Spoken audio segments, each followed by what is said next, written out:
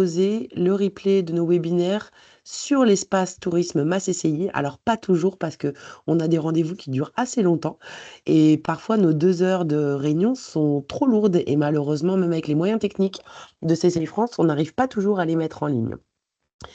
Donc aujourd'hui, c'est le 8e webinaire du GT Tourisme Durable. Donc pour rappel, je veux bien que tu mettes la slide d'après, Patricia. Cette convention, donc c'est une convention nationale entre l'ADEME et CCI France. Notre petit groupe GT Tourisme Durable est le dernier né de cette convention, puisqu'elle existait avant 2023, cette convention, sur d'autres thématiques, et que nous sommes arrivés en 2023-2024 pour 2 ans. En 2022, on a recensé vos besoins en matière de tourisme durable. L'objectif de cette convention, c'était vraiment de faire monter en compétences, en connaissances, en formation, en outillage, l'ensemble des conseillers tourisme du réseau, mais pas que, puisque depuis 2 ans, on accueille des conseillers commerce, des conseillers B2B, des conseillers en développement durable qui travaillent avec les entreprises de tourisme. Donc finalement, notre cible, elle s'est un peu étoffée au fur et à mesure de cette convention. Donc depuis 2 ans, on a traité un certain nombre de sujets. La gestion de l'eau, le slow tourisme, les achats responsables, les mobilités durables, l'adaptation au changement climatique. Et un des premiers sujets qu'on avait abordé en 2023, c'était la sobriété énergétique, mais sous le volet des éco-gestes. Donc l'objectif, c'était vraiment que on vous avait transmis poste par poste des éco-gestes à moindre coût qu'on pouvait mettre en place avec les entreprises de tourisme. Aujourd'hui, on est sur un deuxième volet. On n'est plus sur un deuxième volet finalement de projet, de passage à l'action et donc d'investissement. Donc ce webinaire, il a été préparé avec CCI France, avec l'ADEME, avec la CCI de Savoie, la CCI de Normandie et la CCI de Martinique. Donc on remercie tout le monde pour se mobiliser à nos côtés pour arriver à vous fournir un contenu de qualité. Donc, on est aussi finalement aujourd'hui sur une note déjà d'après Fonds Tourisme Durable, puisqu'on avait cet outil et cette source de financement depuis 2021 pour les entreprises du tourisme, restaurants et hébergement. Donc aujourd'hui, on va s'ouvrir les chakras et on va aller plus loin, on va aller au-delà du Fonds Tourisme Durable. Déjà, on va voir comment on peut passer à l'action. Par type d'aménagement, qu'on ait des cuisines, qu'on ait une buanderie, qu'on ait un spa, etc. On va avoir 3 témoignages d'entreprises qui ont été accompagnées par des CCI aujourd'hui. Je veux bien que tu passes à la slide. Voilà, merci beaucoup, Patricia. Et donc, je vous représente mes 2 compères du GT Tourisme Durable, qui sont Patricia Dufournet, notre experte aujourd'hui en la matière sur le thème de l'énergie de la CCI de Savoie, et Steve Letellier, conseiller tourisme et qualité à CCI Seine-et-Estuaire en Normandie. Évidemment, après les quelques témoignages que l'on aura, on va parler 2 fois dessus, c'est quoi ce bazar? Financement, accompagnement. Comment je peux faire? Ah, on entend non, de chez vous. C'est un lien, mais tu sais où c'est marqué rejoignez la réunion, ça va rien te faire. Si, il faut cliquer sur rejoignez la réunion. Oh putain, fais gaffe, je vais fermer la porte. Non de là. Oh putain. Faites chier les gars.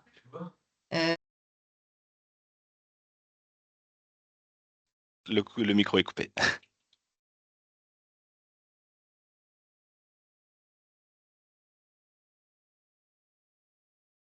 Ton micro est coupé. Du coup, ton micro est Anaïs. coupé. On t'entend plus. Merci pour la réactivité à tous. Donc, on parlera solutions de financement, évidemment, les accompagnements des CCI, des prestations CCI, on vous les présentera, et évidemment les ressources, et on aura une intervention aussi de BPI France. Donc, on les remercie aussi de s'associer à nous. On va très brièvement faire une petite introduction. L'ADEME n'a pas pu se joindre à nous aujourd'hui, et c'est souvent eux, finalement, qui donnent l'introduction de nos ateliers. Donc, je vais juste, en termes d'introduction, pour faire un lien avec l'ADEME et pour parler d'énergie, je veux bien que tu passes la slide, Patricia, s'il te plaît. Merci beaucoup. Comme on parle d'énergie, il était nécessaire aujourd'hui de parler du Fonds Tourisme Durable, donc dispositif de l'ADEME, qui a eu lieu depuis 2021 et qui vient de se clôturer, puisque tous les fonds ont été consommés. Et c'était plutôt intéressant de faire le lien finalement entre les investissements qui ont été liés à l'énergie dans le cadre du Fonds Tourisme Durable et ce sujet qui nous amène aujourd'hui pour aussi faire suite au Fonds Tourisme Durable. Donc sur ces 3 années, il y a 22% du nombre d'actions qui ont été plébiscitées qui étaient vraiment en lien avec l'énergie, et même 37% si on y ajoute la chaleur renouvelable, les éclairages et la rénovation énergétique. c'est à peu près 30% de l'enveloppe des dépenses totales et même 57% si on y ajoute encore une fois la chaleur renouvelable, l'éclairage et la rénovation énergétique. On va rentrer dans le détail. Patricia va nous emmener dans le détail de tout cela. Donc je lui passe la main, mais merci à tous d'être avec nous aujourd'hui.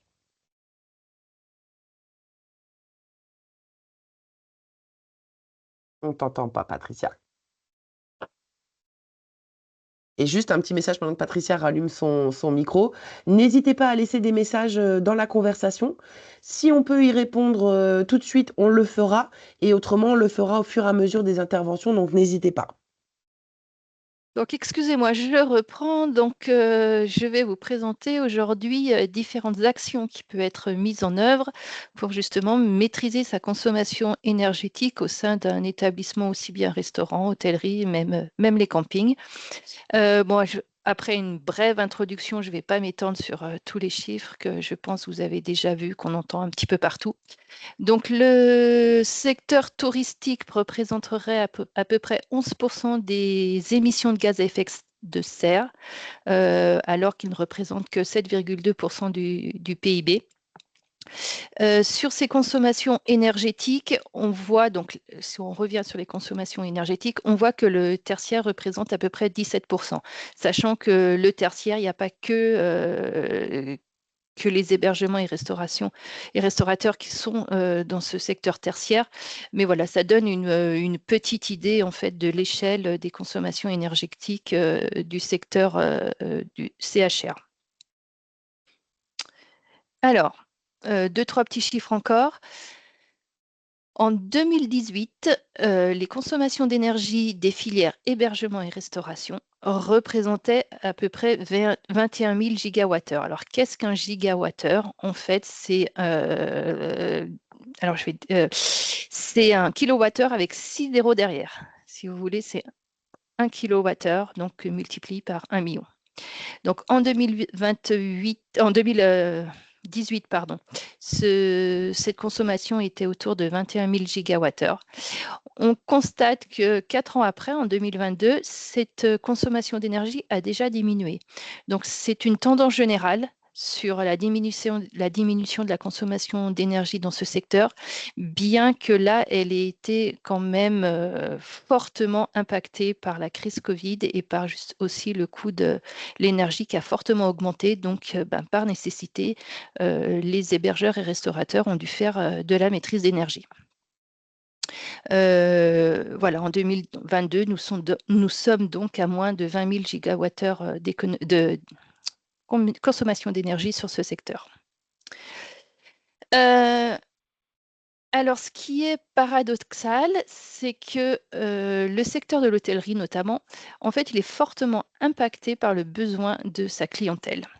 Et on constate souvent qu'un client dans un hôtel, eh bien, il modifie en fait son comportement et il consomme bien plus en fait que s'il était chez lui. Et à titre d'exemple, donc là, ce ne sera pas un exemple sur l'énergie, mais un exemple sur l'eau. En moyenne, un client consomme 300 litres d'eau par jour, par nuit d'hôtel, alors que si la même personne, si elle était restée chez elle, elle consommerait 2 fois moins. Donc, on retrouve cette même proportion sur les consommations d'énergie.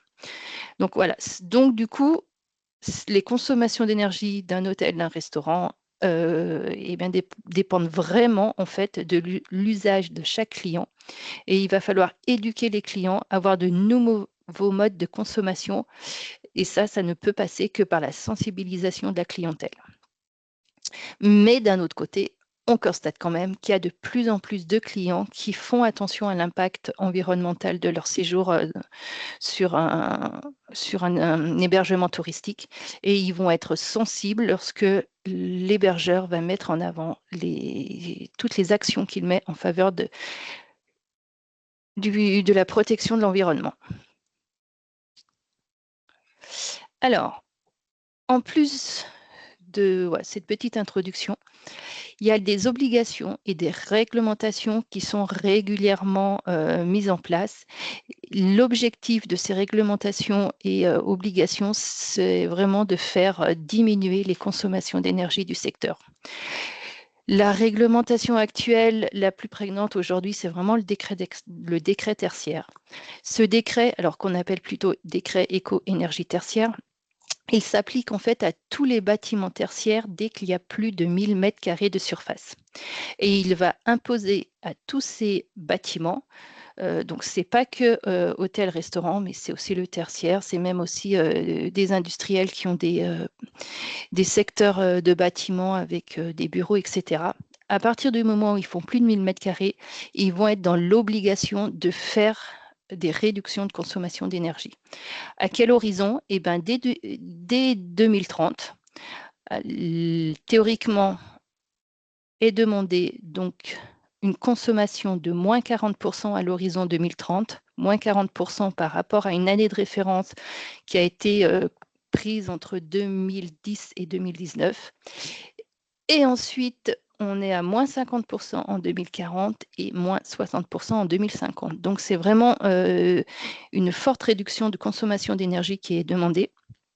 Pour cela, tous les propriétaires et les locataires de ces bâtiments doivent s'enregistrer sur une plateforme qui s'appelle la plateforme Opérate. Et donc, sur cette plateforme Opérate, ils doivent s'enregistrer, ils doivent poser leur consommation de référence et ils doivent poser leur consommation des années 2020, 2021, 2022, 2023 jusqu'à 2030. Voilà, alors je suis désolée, je m'aperçois que ce n'est pas le bon lien qui est sur la slide, mais je vous mettrai le bon lien lorsqu'on vous donnera le PowerPoint. Donc voilà, ça c'est vraiment le décret tertiaire, c'est vraiment celui qui est qu'il faut s'occuper. Voilà, si vous avez des hébergeurs ou des restaurateurs en face de vous qui ont une surface de plus de 1000 m², il faut vraiment faire une alerte sur ce dispositif. Qui en découle, alors c'est ce qu'on appelle le décret BAX. Alors c'est un petit peu plus technique. En fait, c'est l'obligation pour les bâtiments qui ont un système de chauffage climatisation supérieur à une certaine puissance de mettre en place ce qu'on appelle une GTB, donc une gestion technique du bâtiment. Donc là, je vous l'accorde, c'est un peu plus technique, mais sachez aussi que pour les plus gros bâtiments et pour les hôtels notamment les plus importants, il y a aussi ce décret qui découle vraiment du décret tertiaire. Ensuite, d'autres petites obligations qui sont donc pour tout le monde cette fois-ci. Il y a la fermeture des portes des bâtiments lorsque les commerces sont chauffés ou climatisés, donc commerce, restauration. Donc voilà, elle était déjà prise au niveau national, au niveau de certaines villes, elle a été étendue au niveau national. C'est la fin des terrasses chauffées. Alors, à partir de mars 2022, il est interdit de chauffer ou de climatiser les terrasses des cafés, bars et restaurants s'ils sont sur l'espace public. Donc voilà, si la terrasse en fait déborde sur l'espace public, interdiction de chauffer ou de climatiser. Et enfin, on a aussi la réglementation sur l'extinction de l'éclairage nocturne. Tout éclairage doit être éteint au plus tard 1 heure après la cessation d'activité. Et voilà, et sur le matin, donc c'est un petit peu moins contraignant, mais ne doit pas être allumé avant 7 heures du matin s'il n'y a pas d'activité avant. Voilà quelques obligations qui ont trait directement à la consommation d'énergie de ce secteur d'activité.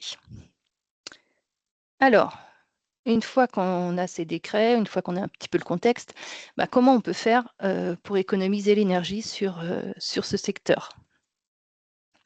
Alors, il y a plusieurs actions. Il y aura des actions qui sont rapidement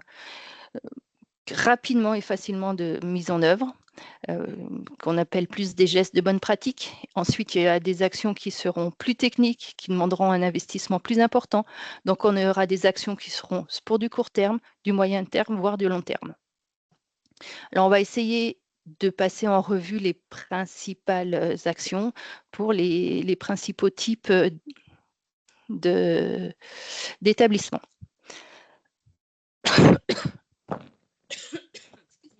Excusez-moi. Donc, sur un restaurant, quelles sont les consommations les plus importantes? Donc, classiquement, on va retrouver tout ce qui est cuisson, tout ce qui est réfrigération et tout ce qui est chauffage. Donc, ce seront les 3 postes principaux de consommation d'énergie sur un restaurant. Donc là, il y a une moyenne de consommation, mais c'est vraiment une moyenne et c'est à prendre avec précaution. Voilà, c'est vraiment une moyenne, on va dire. Donc, quand on regarde ces 3 postes, on va se dire, bah, je suis un restaurant, eh bien, je vais m'intéresser à tout ce qui est cuisson et réfrigération en priorité et également au chauffage. C'est de cette façon, en s'intéressant sur ces différents postes, que je vais pouvoir faire baisser ma consommation d'énergie et donc ma facture. Pour un hôtel, donc c'est plutôt la climatisation, le chauffage et la ventilation qui vont primer. On aura un petit peu d'éclairage et on aura surtout aussi, on aura aussi l'eau chaude sanitaire qui va être importante. Donc voilà les postes les plus consommateurs dans des restaurants et dans des hôtels. Alors, comment faire baisser sa facture d'énergie? Ce qui est primordial, ce qui est essentiel, c'est vraiment de suivre ses consommations. À partir du moment où on suit nos consommations, on va pouvoir savoir comment on consomme, quand on consomme, est-ce qu'on consomme bien, est-ce que je consomme à la bonne période, etc.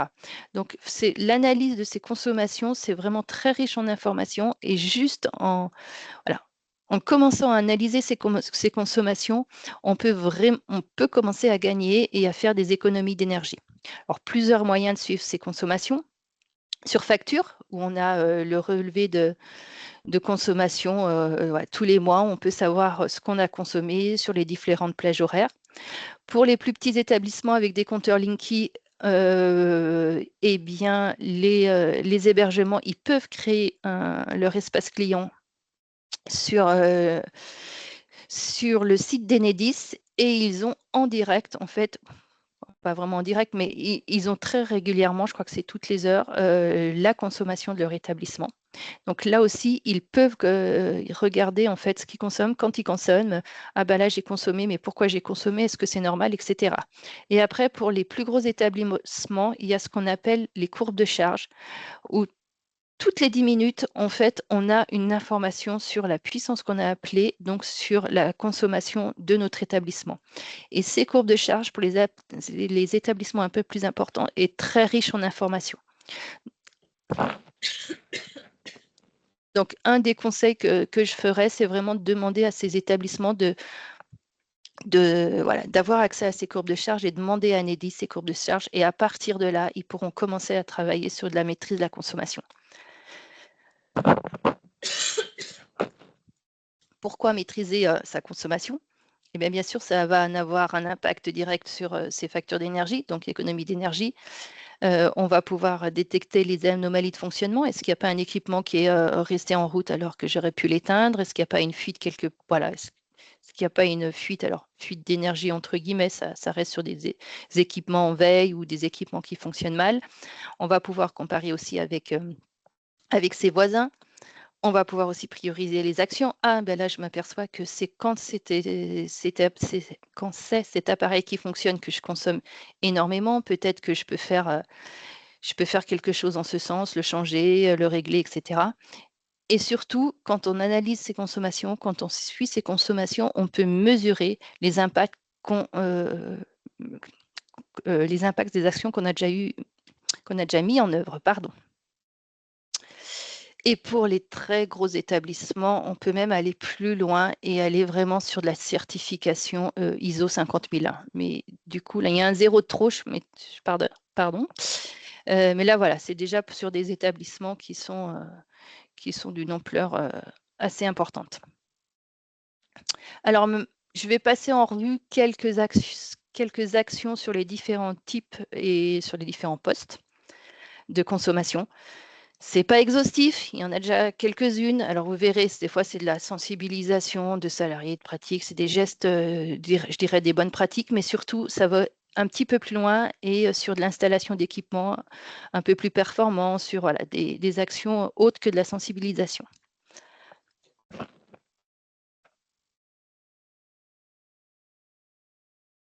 Alors si je reprends sur tout ce qui est chauffage, climatisation, ventilation, comme on a vu, c'est un poste très important pour les hébergements.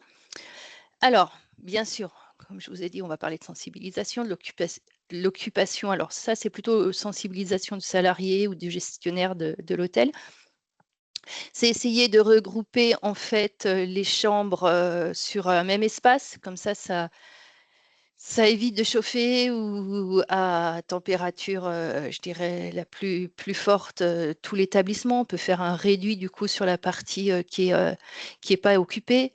On va bien sûr passer sur de la programmation et de la régulation de chauffage, climatisation, sur la température, sur les horaires, sur les saisons, voilà. On peut vraiment jouer là-dessus et réguler son chauffage, ses températures en fonction de tous ces paramètres. On a aussi la ventilation qu'on peut réguler, jour, nuit, occupation, inoccupation. L'entretien est vraiment important également. L'idée, c'est lorsqu'on a une maintenance régulière, donc on a des équipements qui fonctionnent bien et on a une performance meilleure. Donc c'est pareil, on fait une maintenance régulière sur tout ce qui est appareil de chauffage, de climatisation, de ventilation. Donc quelques exemples, ramonage, des embouages du réseau d'eau chaude lorsqu'on a un système de chauffage par réseau d'eau chaude. Voilà, ramonage des conduites, réglage des brûleurs, etc. Une chose également importante, calorifugeage, c'est-à-dire isolation des conduites d'eau chaude. Il n'est pas normal, quand on entre dans une chaufferie, d'avoir une température, ouais, je dirais d'être très, très, très, très importante en fait. Tout ça, en fait, s'il fait trop chaud quand on rentre dans une chaufferie, c'est toute de l'énergie perdue et qui n'ira pas dans les chambres. Donc vraiment isoler ces conduites, isoler le plus possible, comme on verra plus tard aussi ces ballons, voilà, de façon à perdre le minimum d'énergie, de chaleur. On peut poser des vannes thermostatiques sur les radiateurs. Ensuite, sur les établissements, là déjà un petit peu plus gros, la mise en place d'une GTC, donc une gestion technique centralisée ou une gestion technique du bâtiment. Là, ça permet aussi de réguler en fonction de l'occupation des chambres, en fonction de la saison, en fonction de la température, en fonction même de la météo à venir, etc. Donc, ça peut aller très loin. Une action aussi, c'est de la récupération de chaleur sur l'air extrait. Donc, lorsqu'on a une ventilation, on extrait de l'air chaud du bâtiment et on le rejette dehors. Un des moyens, c'est d'utiliser cette chaleur de l'air pour pouvoir préchauffer l'air qui va rentrer dans l'établissement. Donc, c'est souvent ce qu'on appelle les centrales à traitement d'air double flux. Donc, en fait, on utilise la chaleur de l'air qui est extrait du bâtiment chauffé pour préchauffer l'air frais qui va rentrer dans l'air sain, l'air frais qui va rentrer dans le bâtiment. Donc voilà, ça, ce sont quelques exemples pour la partie chauffage, climatisation, ventilation. Quand on parle de chauffage, eh bien, évidemment, c'est tout de suite, on passe au bâtiment. Il est vrai que toute action qu'on aura sur le bâtiment aura des impacts sur la consommation de chauffage et de climatisation, aussi bien pour l'été ou pour l'hiver, mais aussi pour l'été. Alors, qu'est-ce qu'on peut faire? Donc, comme vous voyez là, le petit schéma. Les déperditions, la majorité des déperditions sont par les toitures. Après, nous avons les murs. Après, nous avons la ventilation, d'où la CTA double flux dont que l'on vient de parler. Après, nous avons les fenêtres. Donc, tous ces postes, en fait, sont à isoler. Le plus simple, c'est dans ce cas-là de faire appel à un bureau d'études qui vous fera alors ce qu'on appelle un audit énergétique. Steve le détaillera un peu plus loin, et qui va vous permettre de prioriser quelles sont les actions à mettre en place en premier, avec les gains qui vont derrière, et puis aussi, et bien évidemment, les investissements. Bien souvent, le bureau d'études vous fera une thermographie du bâtiment et qui fera apparaître du coup les zones plus froides et des zones plus chaudes. Donc, lorsque la zone est plus chaude, c'est pas bon parce que ça veut dire que la chaleur sort du bâtiment. Donc, il vaut mieux avoir des façades bien isolées. Donc là, en violet, la façade est bien isolée. Et par contre, en jaune, elle est moins bien isolée parce que du coup, le bâtiment est chaud. Donc, la chaleur, elle sort du bâtiment et elle est perdue. Donc, toutes les actions là vont se résumer à de l'isolation, mur, toiture, des planchers bas. Un gros poste aussi, ce sont les fenêtres. Mais on pourra avoir aussi également des actions un peu à moindre, voilà, qui demandent moins d'investissement et encore. Installation de volets sur les fenêtres ou à minima de rideaux thermiques. Voilà, il n'est pas rare de voir des hôtels voilà, sans volets, sans rideaux. Donc, dès qu'il y a un peu de chauffage, eh bien, c'est des pertes thermiques évidentes sur l'hiver. On peut installer aussi dans les feuillures des fenêtres des capteurs qui détectent lorsque la fenêtre est ouverte et du coup qui coupent le chauffage. Donc, ça évite de chauffer la chambre lorsque la fenêtre est ouverte. Pour l'été aussi, on peut installer des brises soleil. Alors, c'est pas scolarisable, pardon, c'est solarisable. Ces brises soleil ont pour but en fait d'éviter le rayonnement solaire sur les fenêtres et ainsi minimiser l'apport solaire et donc ça évite un petit peu de climatisation. Alors toutes ces actions, bien sûr, elles vont faire des économies d'énergie, mais elles sont très importantes aussi pour le confort des utilisateurs. Donc là, c'est sur les deux volets, et les économies d'énergie et le confort de la clientèle que ces actions vont toucher. Un autre usage, c'est l'eau chaude sanitaire. Pour les hébergements, chacun sait que c'est un poste quand même assez clé. Quelles sont les actions? Alors, surveiller la température des ballons, que ça dérive pas trop, que ce soit pas trop chaude. Il faut faire quand même attention au seuil de légionellose. Calorifugée, donc toujours isoler ballon et conduite d'eau. Donc là, voilà, je vous ai mis des exemples d'isolation de conduite.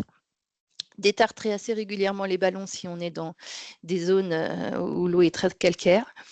On peut aussi installer, au lieu d'installer un seul ballon, installer plusieurs ballons et en saison basse, arrêter un ballon et en faire fonctionner qu'un seul. Alors je dis deux, ça peut être 1, 2, 3, 4 ballons, ça dépend la taille de l'établissement. Cette eau chaude solaire, je reviendrai par la suite, mais cette eau chaude, sanitaire, on peut aussi la produire par le soleil. Et on verra que pour un hébergement, c'est une action qui est assez pertinente de mettre en place. On peut également, préchauffer toujours cette eau chaude sanitaire par récupération de chaleur. Comme on a vu, je vous l'ai dit, lorsqu'il y a de la ventilation, de l'aération, souvent, en fait, on rejette de l'air chaud à 20, 22 degrés à l'extérieur. Et bien là, c'est pareil, on peut récupérer cet air chaud pour pouvoir préchauffer l'eau chaude. Donc, c'est par des circuits, par des échangeurs thermiques, etc. Mais on arrive à récupérer de la chaleur sur différents équipements, soit la ventilation, soit même les groupes froids des chambres froides qui dégagent de la chaleur. Et on arrive à récupérer cette chaleur pour pouvoir réchauffer l'eau chaude sanitaire et même l'eau chaude du chauffage. Et puis, quelques petites actions comme installer des mousseurs et des chasses double réservoir ou des robinets thermostatiques sur les robinets d'eau chaude. L'usage, l'éclairage. Là, du coup, là, ça semble un petit peu évident, c'est quand même passer ces anciens éclairages par une technologie LED. Donc, on en voit de plus en plus, les établissements sont de plus en plus équipés par des technologies LED avec des ampoules maintenant qui ont même une esthétique, on trouve un petit peu de tout. Installer des détecteurs de présence, de luminosité, donc qui font que l'éclairage s'éteint si la luminosité est suffisante ou s'il n'y a personne dans les pièces. Comme je vous disais, on peut installer des détecteurs dans les feuillures, des capteurs dans les feuillures qui permettent, excusez-moi, on peut installer un système, qui coupe automatiquement en fait l'électricité dans les chambres lorsque la clientèle n'est pas là dans la journée. Voilà, c'est pour éviter que et l'éclairage et les appareils restent en veille. Attention toutefois, s'il y a des frigos dans les chambres, que ça ne soit pas sur le même circuit électrique. Pour tout ce qui est éclairage, on va favoriser l'éclairage naturel, donc éviter de mettre des trop gros rideaux qui coupent la luminosité, etc. Parce que plus il y aura d'éclairage naturel dans une pièce, moins on sera obligé de mettre d'allumer la lumière. Sur tout ce qui est extérieur, on peut installer des éclairages solaires, notamment voilà, sur les halls les parvis des établissements, sur les allées de camping, etc. Sur l'usage piscine-spa, eh bien, on va réguler la température des bassins, réguler aussi la température de l'espace bien-être ou l'espace piscine. Ne pas oublier aussi de préconiser d'éteindre ou de réduire la température des équipements lorsqu'ils ne sont pas occupés, notamment pour tout ce qui est spa, sauna. Ce n'est pas utile de laisser en fonctionnement un sauna ou un spa alors qu'il n'y a personne dans la journée qui va l'utiliser. Couvrir sa piscine par une bâche, aussi bien à l'extérieur qu'à l'intérieur. Là également, on peut utiliser une production d'eau chaude par le soleil. Alors sur l'eau chaude des piscines, on peut utiliser ce qu'on appelle des capteurs non vitrés ou des capteurs moquettes.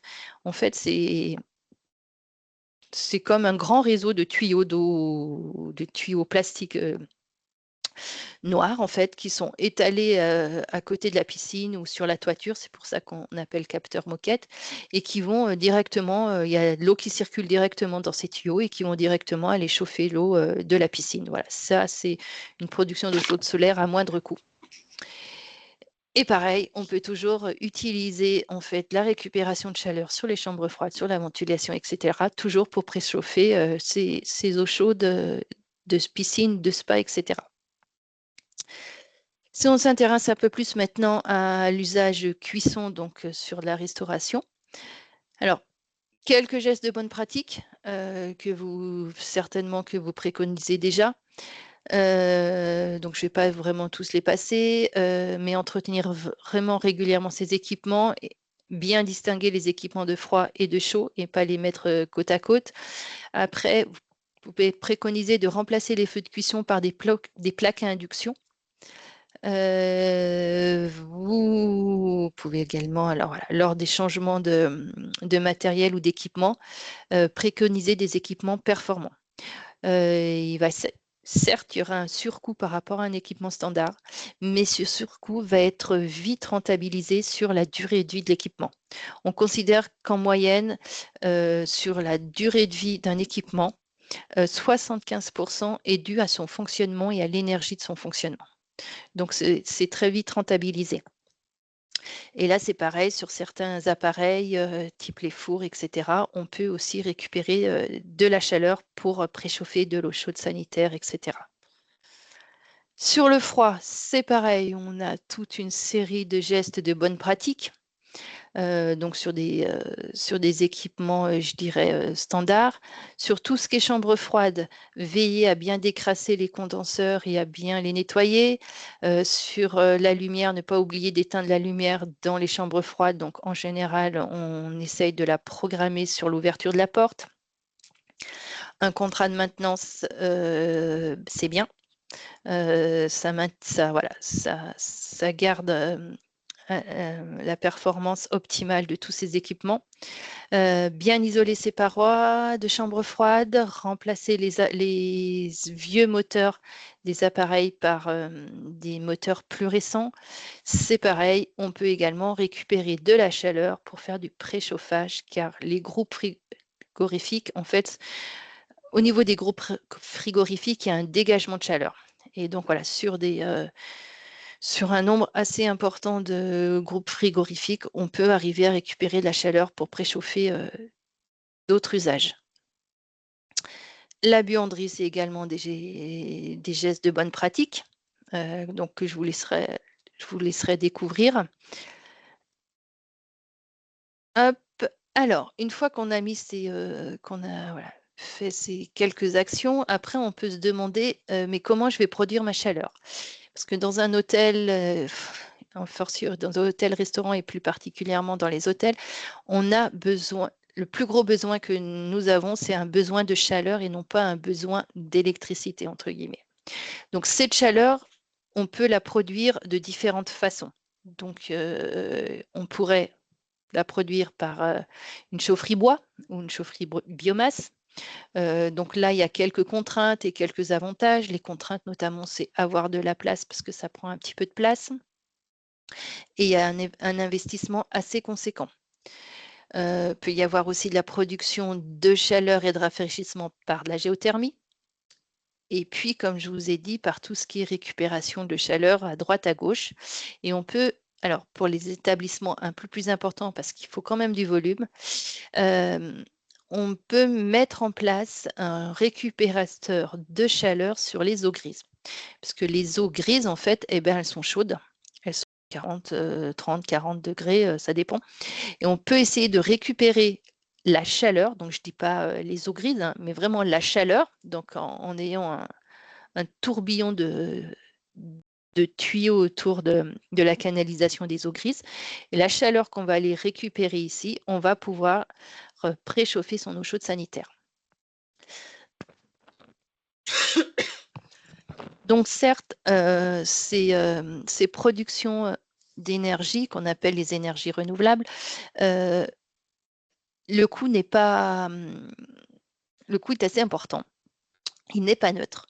Mais on verra qu'il y a des aides sur ces coûts, sur ces chaleurs, sur ces productions de chaleur avec énergie renouvelable. Donc, on reviendra un petit peu.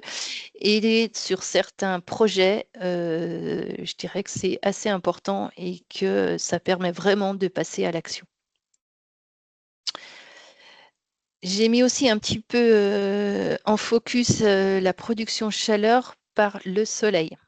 Donc, le solaire, ce qu'on appelle le solaire thermique, c'est une énergie renouvelable de production de chaleur et non pas d'électricité à partir du rayonnement solaire. Donc, tout ce qui est solaire thermique, donc ça va s'adresser à des applications ou à des établissements qui ont besoin d'eau chaude. Donc, c'est souvent justement dans les secteurs du bâtiment. Mais également aussi dans l'industrie. Et c'est en ça que le solaire thermique est très pertinent pour les hébergeurs, les campings, etc. Parce qu'on a un besoin d'eau chaude, de chaleur. L'idée, en fait, c'est tout simple, c'est des capteurs qui sont installés bien souvent en toiture, donc de différentes façons, soit vraiment à poser à la toiture, soit sur des toitures terrasses. C'est donc le soleil va venir chauffer un fluide qui est dans ces capteurs. C'est sur un circuit primaire. Et ce fluide qui va se réchauffer donc au soleil, donc il va sortir de là, il va se réchauffer au soleil, hop, il va être chaud et il va restituer sa chaleur à un ballon de stockage. Et ce ballon de stockage, c'est lui qui va ensuite alimenter soit votre chaudière d'appoint, soit l'eau chaude sanitaire. Donc ça, ce sont des actions qui sont très pertinentes et qu'on commence à trouver notamment sur les campings. Notre énergie renouvelable, donc là, ce n'est pas de la production de chaleur, mais c'est vraiment de la production d'électricité et c'est ce qu'on appelle le solaire photovoltaïque qui, lui, va générer de l'électricité. Différents modèles. Vous pouvez installer une production de solaire photovoltaïque et vous pouvez la vendre alors, totalement au réseau d'électricité EDF. Soit vous pouvez en autoconsommer une partie et la revendre et revendre le surplus au réseau EDF. Donc, c'est ce qui fait le plus couramment. Vous consommez l'électricité dont vous avez besoin, donc qui a été produite par votre installation, et quand vous en avez trop, vous pouvez la revendre au réseau d'électricité. Donc, c'est pareil, vous pouvez l'installer sur la toiture, vous pouvez aussi équiper vos parkings avec des ombrières, etc.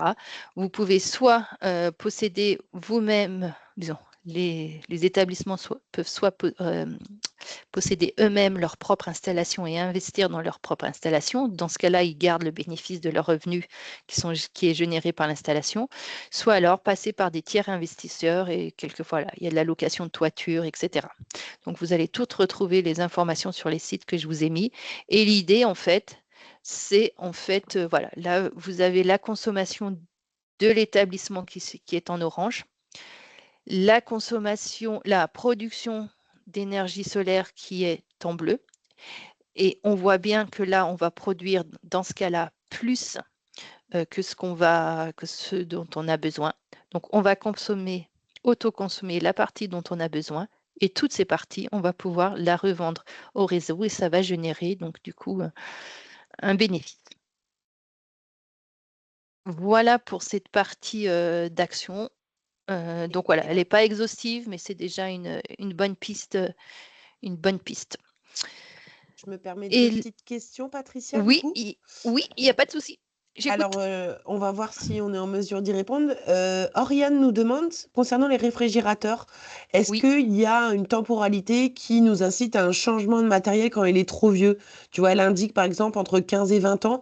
Est-ce Ouais. qu'il y a un âge psychologique? Alors, il n'y a pas vraiment de barrière, mais quand on considère qu'on a 15 ou 20 ans, des équipements, ouais, bon, ils fonctionnent toujours, on est d'accord, mais les nouveaux équipements, ils ont quand même une performance énergétique bien meilleure et ça vaut le coup de changer, ouais. Voilà. OK, Après, merci. est-ce que c'est 5, 8 ans, 10 ans? À partir de 10 ans, on peut commencer à se poser des questions. 15, 20 ans, ouais. Et donc 10 ans, ce qui peut nous permettre de prendre une décision aussi, c'est peut-être de ce fait de consulter le livret, de l'appareil en question et de voir aussi Tout ses à fait. consommations? Voilà. En général, donc sur les équipements, on va aller chercher, donc ouais, il y a une dizaine d'années, on avait déjà ces informations sur l'étiquette énergie. Donc vous avez en général la consommation d'un équipement, alors je vais revenir, je suis passée peut-être un petit peu vite. Voilà, sur l'étiquette énergie, en général, on a la consommation de l'équipement par an. Donc c'est la consommation, voilà, comme elle a été calculée dans les labos, etc. Donc elle ne sera pas OK. vraiment forcément juste, mais on a déjà une indication de cette étiquette énergie. Merci Patricia. Et 2e petite question avant de commencer les témoignages. Effectivement, tu as parlé de la récupération sur les eaux Oui, grises, donc ça c'est oui. c'est très intéressant et Oriane se posait la question, à partir de quelle capacité finalement c'est intéressant? À partir de combien de chambres ça peut être intéressant? Est-ce que c'est via une étude ou? Ouais, ce sera via une étude parce que honnêtement, moi, je n'en ai encore pas vraiment rencontré, mais c'est déjà des gros établissements, hein. Ce ne sera OK, pas un hôtel avec une 20, 30 chambres, hein. Non, il faut déjà des grands complexes hôteliers, en fait. merci Patricia. Donc, eh ben, maintenant, je vais passer la parole à Steve pour nous introduire divers témoignages. Merci Patricia. Alors j'aimerais tout d'abord faire une demande, savoir si Monsieur Brix ou quelqu'un qui représente l'établissement Les Fuchsia était avec nous, car je ne crois pas l'avoir vu se connecter.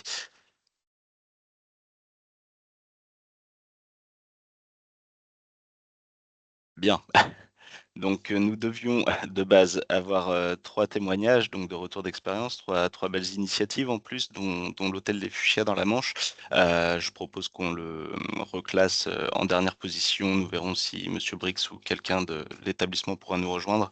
Nous parlerons également donc d'une autre initiative en Auvergne-Rhône-Alpes, les campings, les bords de Lyon, suivis par nos collègues de la Drôme. Donc c'est Patricia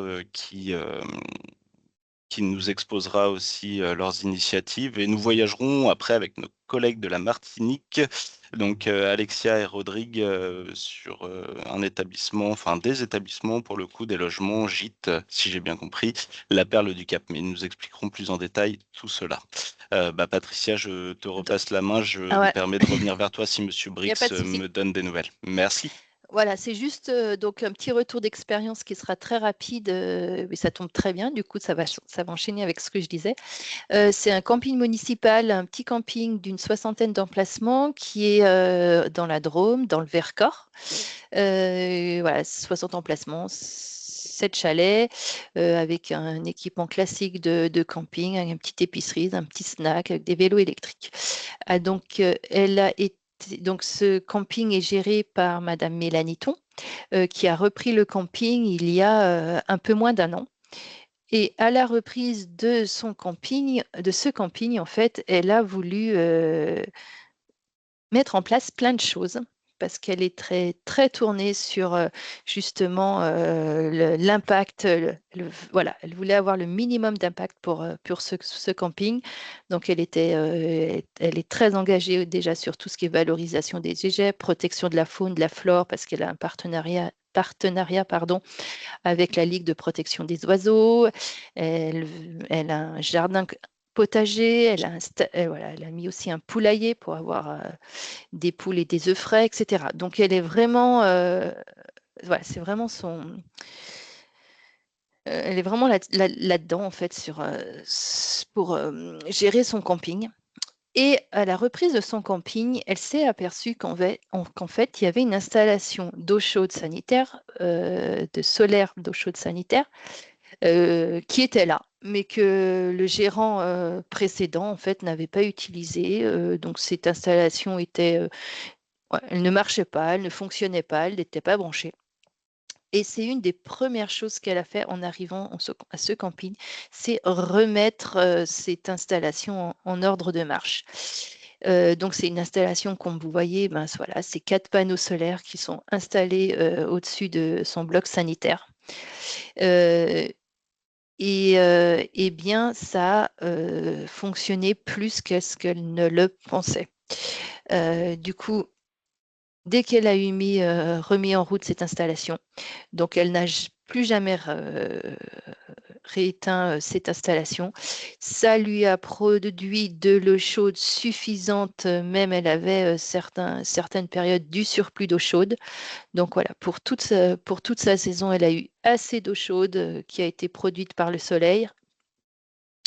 Et chose en fait voilà, qu'elle ne croyait pas, même en analysant ses factures. Elle avait une facture sur les 6 mois de mai à septembre qui était aux alentours de 2 000 €, alors que son prédécesseur avait des factures de 6 000 € la saison précédente.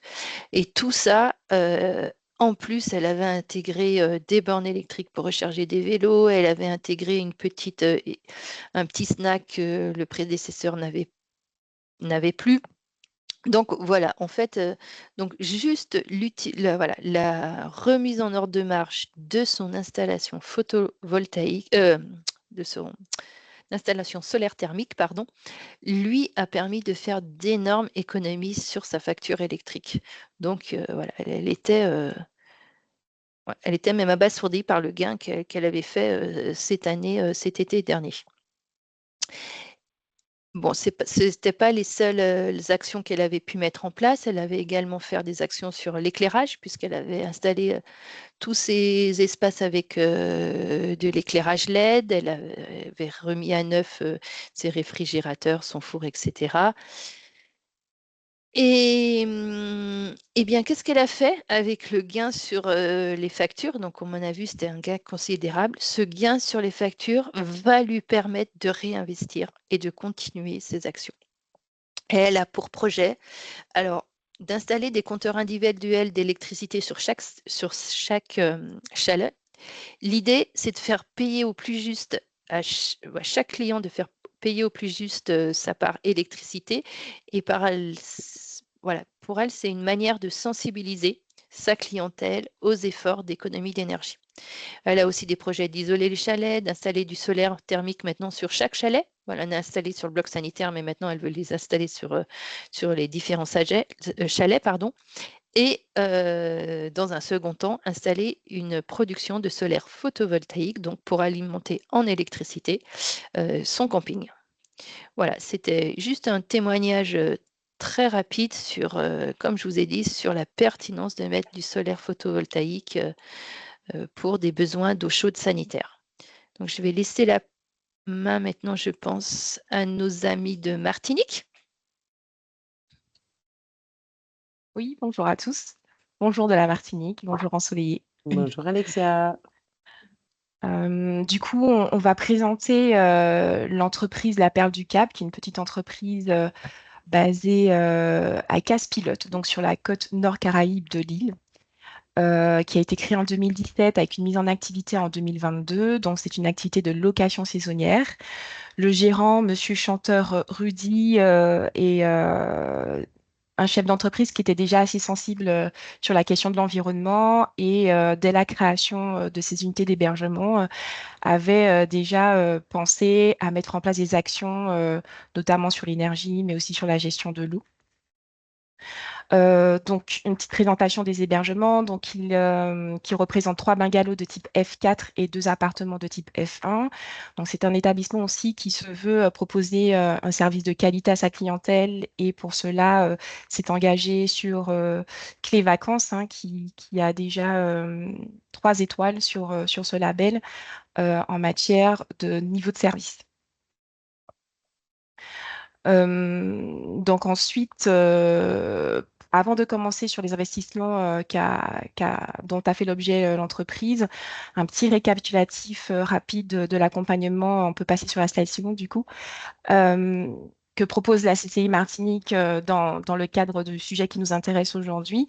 Donc, depuis 2006, la CCI accompagne quand même sur les notions de tourisme durable les entreprises du secteur du tourisme à travers plusieurs volets, hein, dont Qualité Tourisme depuis 2006, qui a un bloc de sensibilisation sur les éco-gestes, notamment sur la gestion économe de l'énergie et de l'eau. Donc, on apporte déjà quelques préconisations à nos entreprises touristiques. Et puis, dans la chronologie, le fonds tourisme durable qu'on connaît très bien aujourd'hui et Clé verte. Et à côté de cela, nous avons aussi un service environnement qui propose des accompagnements un peu plus globaux en fait sur la thématique de l'environnement. Donc, la Perle du Cap, elle, a été accompagnée dans le cadre du fonds tourisme durable et du coup a bénéficié de l'accompagnement d'usage que propose le dispositif. Donc, les phases de sensibilisation, le diagnostic, le plan d'action. Voilà, je ne vais pas toutes les vous énumérer, donc vous les connaissez déjà, mais on a apporté, nous, un accompagnement un peu plus, notamment sur la partie assistance à la recherche de devis, assistance au dépôt de la demande en ligne et aussi surtout sur le suivi de réalisation et du bilan. Pourquoi? Parce qu'en fait, sur la recherche de devis, sur nos territoires, on est un peu insulaire et il a fallu faire des allers-retours avec les fournisseurs pour qu'ils puissent bien comprendre les besoins du dispositif et les attentes des entreprises. Et puis, sur l'assistance en ligne, c'était surtout pour faciliter les choses des chefs d'entreprise qui sont très pris par leur activité, parce qu'on a eu beaucoup à faire à des petites entreprises qui travaillent seules au sein de leur établissement. Donc l'objectif recherché par l'entreprise, hein, dans un premier temps, c'est vraiment avoir un modèle d'affaires plus durable. Comme je l'ai dit, Monsieur Chanteur était déjà très sensible sur la question de l'environnement. Et au vu des actualités, il était pour lui aussi important de surfer un petit peu sur la thématique du changement climatique pour pouvoir faire distinguer son entreprise des autres activités avoisinantes, en tout cas de sa concurrence. Et puis l'objectif aussi pour lui, c'était de pouvoir maîtriser sa consommation d'énergie dans un but, bien sûr, de faire baisser ses factures. Donc, le coût du projet global pour cette entreprise était de 24 000 euros, de plus de 24 000 euros, avec une aide ADEME de plus de 16 000 euros, soit 67% de prise en charge sur ce dossier. Je trouve qu'il est plutôt assez intéressant. Donc, dans le cadre de ces investissements dans le dispositif, il a fait appel aux installations panneaux solaires photovoltaïques en autoconsommation, donc qui a été très plébiscité sur notre territoire. Il s'agissait là pour l'entreprise de pouvoir réduire ses consommations du secteur, parce qu'aujourd'hui en Martinique, on est sur une énergie quasi fossile. En fait, on n'est pas sur un mix énergétique comme on pourrait l'être sur la métropole, sur l'Hexagone. Et du coup, pour lui, c'était vraiment de pouvoir réduire cette consommation sur le réseau EDF. Donc pour cela, il a fait appel à l'installation PV en autoconsommation. Donc le cadre de cet investissement pour nos territoires, parce que c'est une aide spécifique aux Outre-mer et la Corse, il me semble, l'entreprise en fait devait pouvoir consommer au moins 80% de la production qui a été faite en journée et le surplus soit reversé sur le réseau EDF ou soit le stocker par ses propres moyens. Donc, Monsieur Chanteur a fait le choix de pouvoir stocker par ses propres moyens, surtout que aujourd'hui, le déversement sur le réseau n'est pas forcément stabilisé encore peut-être comme il est déjà sur l'Hexagone. Donc voilà, il a investi dans une petite unité de stockage pour pouvoir récupérer le surplus qui n'est pas très, très important. Il a fait le choix aussi d'installer des pergolas en bois végétalisé. Donc l'objectif, c'était vraiment surtout de pouvoir créer des zones d'ombrage au niveau de ces bungalows afin de permettre à la clientèle de profiter de l'extérieur plutôt que de rester en intérieur et de consommer la climatisation. Alors, il avait le souhait également d'installer des brasseurs d'air, mais la hauteur sous plafond ne lui permettait pas. Donc, du coup, ça n'a pas pu être mis en place, mais c'était quand même un souhait de l'entreprise de pouvoir donner cette possibilité aux clients, en fait, d'avoir le choix entre la climatisation ou les brasseurs d'air. Et puis, il a consommé sur les lave-linges et sèche-linges professionnels, puisque c'est lui qui fait lui-même la blanchisserie pour son établissement et une action de sensibilisation de la clientèle sur les bonnes pratiques à mettre en place au sein de l'établissement, sur tous les aspects de l'environnement, hein, donc gestion économe de l'eau, mais surtout d'énergie, en prenant bien soin de leur expliquer qu'il fallait bien éteindre les éclairages en sortant des pièces, couper la clim également, et les températures de consigne par rapport à l'extérieur qu'il fallait respecter de 5 degrés de différence. Donc, c'est quand même une entreprise qui, hors FTD, avait déjà mis en place des actions telles que le solaire thermique pour chauffer l'eau de ses sanitaires. Il avait aussi il a une gestion des climatiseurs à distance avec une application qui lui permet de couper des clims. Bon, il ne l'utilise pas forcément tout le temps, mais quand il se rend compte qu'un client est parti en laissant la clim tourner, il se permet de pouvoir l'éteindre.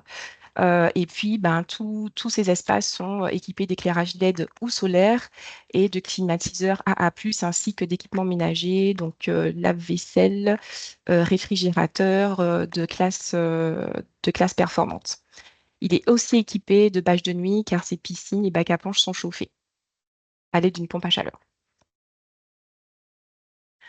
Donc, normalement, vous pourrez voir une petite vidéo, hein, on va peut-être pas la passer, on vous laissera, si le document est partagé, vous pourrez, c'est 51 secondes, mais je ne sais pas si on a le temps.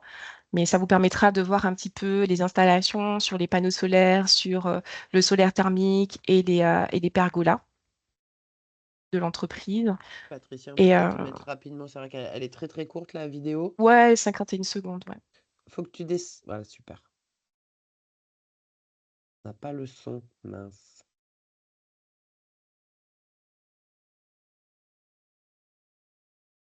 Je pense qu'on a un peu de mal à charger la vidéo. Bon, comme tu le disais, Ouais, ouais. Alexia, elle sera disponible, mais c'est vrai que ça permet de voir un peu ce qui a été fait quand même. Tout à fait. Donc voilà. Donc comme vous avez vu, en fait, également, il a son terrain est un peu en pente et du coup, c'est vraiment lui qui a la gestion totale des locatifs. Et pour faire les allers-retours sur les différentes unités, il a quand même investi dans une voiturette électrique. Donc ça, il faut quand même, enfin, je le précise quand même parce que c'est quand même une action de sa part pour limiter la consommation d'essence qu'il recharge malheureusement sur le secteur, mais voilà pour le moment. Et donc ensuite, concernant les résultats, donc, on a voulu vous présenter un petit peu l'évolution des consommations électriques de cette entreprise. Alors malheureusement, hein, on n'a pas eu toutes les données qui nous permettaient d'analyser de manière plus précise en fait cette courbe. Donc comme vous le voyez en 2023, la courbe est beaucoup moindre qu'en 2024. On pourrait se poser des questions alors que l'installation PV a été faite entre novembre et décembre 2023. Donc, à compter de janvier 2024, on aurait dû voir en fait une nette baisse en tout cas des consommations. Alors, ceci peut s'expliquer par différents facteurs, hein. Donc, on sait qu'on a une augmentation du tarif EDF en 2024 qui est oscillé entre plus 8,6% et 9,8% suivant l'abonnement choisi. Pour la perte du cap, il était sur un tarif bleu et donc il a bénéficié, enfin, je ne sais pas si c'est le mot, mais en tout cas, il a subi une hausse de 9,8% sur sa facture d'électricité. Et du coup, on passe de 0,001 kWh par kilowattheure en 2023 à 0,021 kWh par kilowattheure en 2024. Donc, c'est quand même c'est quand même une grosse augmentation. Donc, il s'est rapproché, effectivement, ne comprenant pas du réseau EDF, qui lui a expliqué qu'effectivement, le fait qu'il ne voit pas la différence, c'est dû à cette augmentation. Après, sans doute aussi qu'il y a aussi un facteur clé qui est la fréquentation. Donc, en 2023, il était à 270 nuitées sur l'année. Et à date du 8 novembre, il notait déjà 290 nuitées sur 2024. Donc peut-être qu'il y a une légère augmentation sur la période de janvier à juillet en matière de fréquentation qui peut expliquer aussi l'augmentation des consommations. Donc ça, c'est quelque chose qu'on suivra et quand voilà, on pourra comparer plus clairement et plus précisément les éléments, on pourra voir l'évolution sur cet investissement-là. Et du coup, cette entreprise, en fait, souhaite poursuivre quand même l'effort de réduction de son empreinte carbone à travers d'autres actions qu'il souhaite mettre en place. Donc, notamment sur l'installation d'au moins une borne de recharge électrique pour véhicules, puisqu'en fait, il souhaite inciter sa clientèle à louer à travers des partenariats qu'il aura mis en place des véhicules électriques pour pouvoir circuler sur le territoire. Il installe également à court terme des boîtiers électriques coupe-circuit en fait, pour un peu à l'égal des hôtels pour permettre de couper tous les circuits hors réfrigérateur au départ du client et puis mettre aussi en place des contacteurs sur les ouvrants. Parce qu'il s'est rendu compte effectivement que les clients laissaient ouverts les baies vitrées ou les fenêtres tout en climatisant les pièces. Et à moyen Pardon. terme, du coup, pas grave, rapidement. À moyen terme, pour valoriser toutes ces actions et surtout son engagement environnemental, l'entreprise souhaite se labelliser Clé Verte. Voilà, donc il bénéficiera de cet accompagnement-là également. Merci Merci. beaucoup, Alexia, et merci d'avoir Merci. pris le temps de nous présenter un cas un peu plus typique d'outre-mer. C'était important aussi de mettre en avant finalement les différences de spécificité et d'investissement que peuvent avoir nos entreprises sur nos territoires. Merci à vous. Merci, Alexia. Bien, étant donné effectivement que aucune personne n'est arrivée depuis, hormis Amy qui présentera les dispositifs BPI, je pense qu'on peut faire l'impasse sur les fuchsias malheureusement. Tu veux le présenter rapidement, Steve? Bien écoute, rapidement, hein, ce qu'il faut retenir de cet établissement, c'est que c'est un établissement qui est, donc, vieux de 2 siècles, environ et entretenu, par la même famille, donc, via une auberge, via différents, sites d'hébergement, depuis lors, et transmis de père en fils, si j'ai bien compris, et qui est entré effectivement, hein, de par sa vétusté, enfin si on peut dire ça comme ça, en tout cas de son ancienneté, dans un plan, de rénovation énergétique avec des choses, très intéressantes. Donc on pourra retrouver, ce dont tu parlais, Patricia, tout à l'heure, les poêles biomasse, les chauffe-eau solaires, des cuves de récupération, après de la sensibilisation, d'autres dispositifs tels que la sensibilisation, l'éclairage, l'entretien aussi dont tu parlais, puisqu'effectivement on a eu cette réaction sur le réfrigérateur. Moi j'aurais tendance à dire qu'il faut aussi se fier parfois, hein, à nos experts techniques. C'est vrai que remplacer du matériel assez vieux, bon, il faut pouvoir le faire tout d'abord, mais si on ne peut pas le faire, il faut en tout cas bien l'entretenir. Donc, ce qui était intéressant dans ce témoignage, c'était plutôt le bon sens, c'était voilà la sobriété, énergétique, par le bon sens. Voilà, j'aurais vraiment, voulu, avoir, le témoignage de monsieur Brix qui était fort intéressant, mais bon, écoutez, on essaiera de le convier à un autre rendez-vous.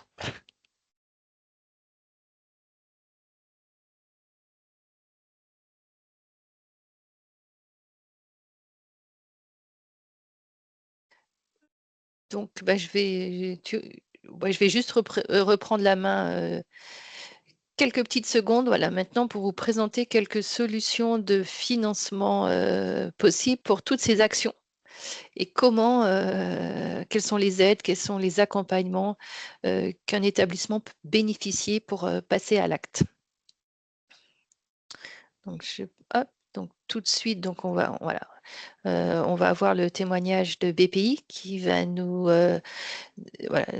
indiquer, en fait, nous présenter les différents diagnostics et les différents prêts qu'ils ont à destination des PME, TPE. Il y a également l'ADEME qui dispose, c'est pareil, d'accompagnement et de dispositifs d'aide. Et les partenaires bancaires, quelle que soit la banque. Il y a potentiellement aussi des financements régions. Donc, ces financements sont vraiment régionaux, comme son nom l'indique, et il faut vraiment se rapprocher de sa région pour savoir quels sont les dispositifs qui ont lieu à un moment donné. Voilà, je sais que sur la région Auvergne-Rhône-Alpes, il y a un dispositif à destination des hébergeurs. Alors, je ne sais pas s'il est dans toutes les régions, mais voilà, l'idée, c'est vraiment de se rapprocher de sa région pour savoir s'il y a du financement possible. Il y a les C2E, les certificats d'économie d'énergie, qui peuvent venir financer une petite partie de ces actions, notamment sur l'isolation des murs, de la toiture, etc., sur changement de tel ou tel équipement. Donc là également, on peut retrouver ces fiches de certificats d'économie d'énergie. Quelquefois, il y a des crédits d'impôt. Il y a eu du crédit d'impôt sur de la rénovation énergétique de bâtiments tertiaires en 2023, en 2024. Il n'y en a pas eu en 2022, il y en a eu en 2021. Quid de 2025? Voilà, là, c'est pareil. À l'heure actuelle, on ne sait pas si ces dispositifs vont continuer ou pas. Donc, vraiment se renseigner début 2025, quels sont les dispositifs qui auront cours en 2025. Et puis, je vais tout de suite laisser la parole à Donc, BPI. sans transition, oui, merci à Émile Liard, donc chargé de coordination climat BPI France, voilà, qui va nous présenter effectivement les dispositifs BPI dans le plan climat, pardon. Je te laisse la parole, Émile. Bonjour à toutes et à tous. Merci beaucoup pour l'invitation aujourd'hui. Je suis ravie de pouvoir vous balayer un peu ce plan climat BPI France qui a été lancé en 2020. Donc voilà, Steve m'a bien briefé. Donc je vais essayer de sélectionner les prêts, les dispositifs qui pourraient vous intéresser le plus pour vous et vos clients. Et je suis contente d'avoir pu entendre quelques exemples de belles entreprises juste avant. Évidemment, je ne vais pas passer forcément toutes les slides, mais sachez qu'à la fin du support qui vous sera transmis, j'imagine, il y a le descriptif de chacun des dispositifs et évidemment, je serai à disposition après la présentation si jamais il y a des questions ou s'il y a besoin de revenir sur un dispositif en particulier. Donc, je vous parlais de ce fameux plan climat BPI France, juste pour vous donner un peu de contexte. Il se décline en 3 grands piliers. Donc, le premier pilier étant accompagner donc les entreprises qui veulent vraiment se lancer dans leur transition. On a une volonté d'aller chercher les entreprises brunes pour les verdir. Pilier numéro 2, ça va être d'assurer la croissance des offreurs de solutions. Et puis notre dernier pilier qui est de soutenir la production d'énergie décarbonée. Et en fait, derrière chacun de ces 3 grands piliers, on va retrouver des programmes de formation, de conseils, des prêts adaptés à la cible. Alors, pour nous aider au déploiement de ce plan climat, donc on a une direction climat qui est basée à Paris, qui représente une dizaine de personnes. J'en fais partie.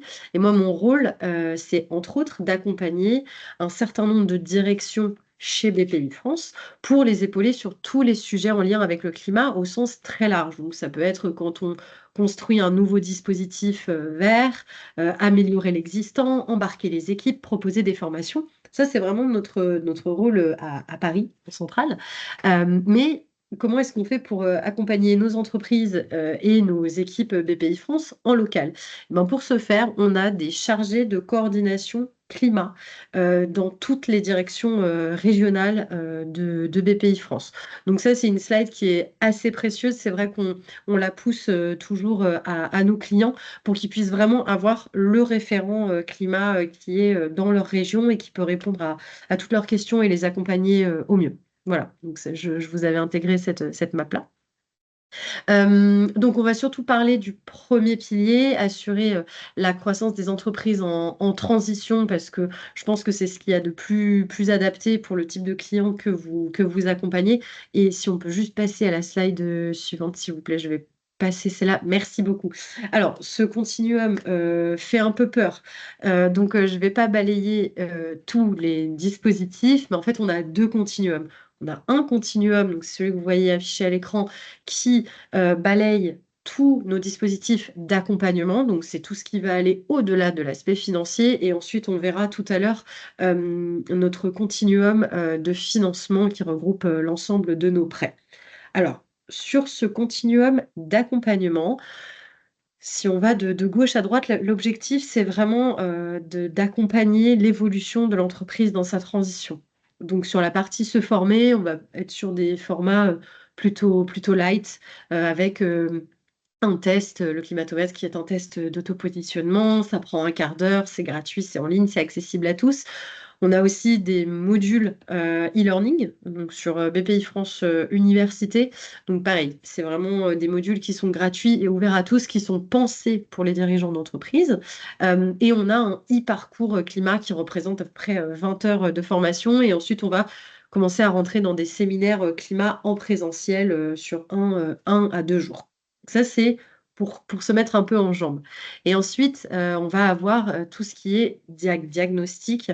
Et donc là, l'objectif, c'est d'accompagner l'entreprise, c'est de la mettre en relation avec des consultants, des bureaux d'études qui sont spécialisés et qui sont référencés par BPI France.